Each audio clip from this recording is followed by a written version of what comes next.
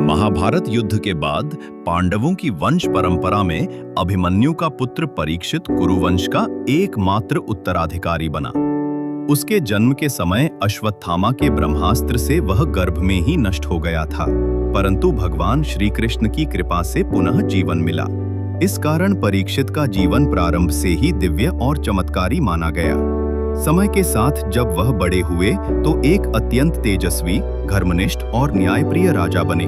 उनके राज्य में लोग सुखी, समृद्ध और भयमुक्त जीवन व्यतीत करते थे। वे पांडवों के आदर्शों और श्री कृष्ण की भक्ति से प्रभावित होकर धर्म पालन को ही जीवन का लक्ष्य मानते थे। एक दिन राजा परीक्षित शिकार के लिए वन में गए। वे अत्यंत थके और भूखे प्यासे हो गए। उसी समय उनकी दृष्टि वन में तपस्या में लीन एक महान ऋषि पर पड़ी। यह ऋषि थे शमीक मुनि, जो मौन व्रत धारण किए ध्यान में बैठे थे। उनका शरीर एकदम स्थिर था और वे समाधि में लीन होकर परमात्मा का चिंतन कर रहे थे। राजा परीक्षित पास जाकर बोले, हे महर्षि, मैं राजा परीक्षित हूँ। शिकार करते करते अत्यंत प्यासा और भूखा हो गया हूँ। कृपया मुझे कुछ जल या फल प्रदान करें।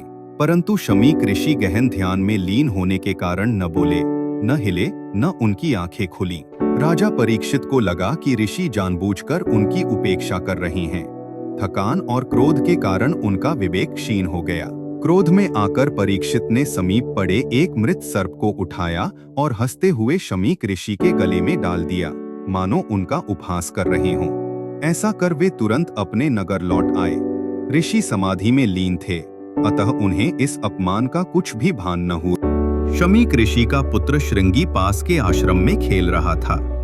जब उसे यह समाचार मिला कि उसके पिता के गले में एक मृत सर्प डाल दिया गया है और यह अपमान स्वयं सम्राट परीक्षित ने किया है, तो वह क्रोध से जल उठा। पूरी वीडियो देखने के लिए डिस्क्रिप्शन में लिंक है।